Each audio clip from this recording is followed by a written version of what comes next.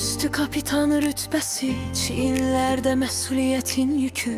Bir metro vagonunda göz göze dayandı zaman, itti sükutun sesi. Kitap kucağında bir talebe kız, ümidle dolu gülüşü yaz. Koç yüreği, cesaretli bakış, evrep ruhu tuttu onu yavaş yavaş. Ne rütbe soruştu ne ad, bir bakış kifayet etti.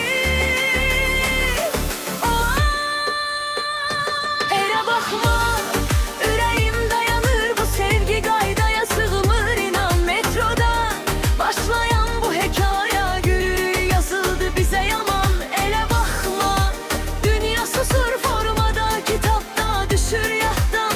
İki yüreği bir tale, sevgi galip gelir her zaman.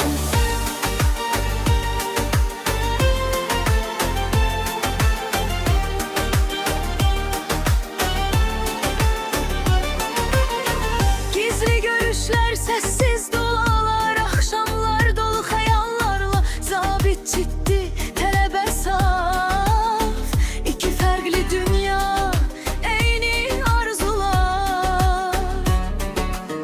Ulduzlar da şahit oldu bize, edrepse bir koç cesaret verdi sevgiye.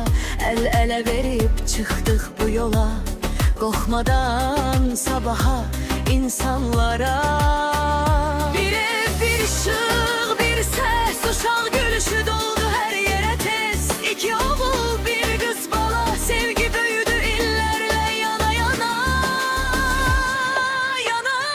Ele bakma, indi hamı bilir, bu sevgi nağıl değil, gerçektir. Komandir değil, ataya gururla forslum ama değil, anaya sevgiyle. Ele bakma, hayat budur, metrodan başlayan bir ömürlük yol. Sevgi varsa her şey mümkündür, ayda da er yer serhette son.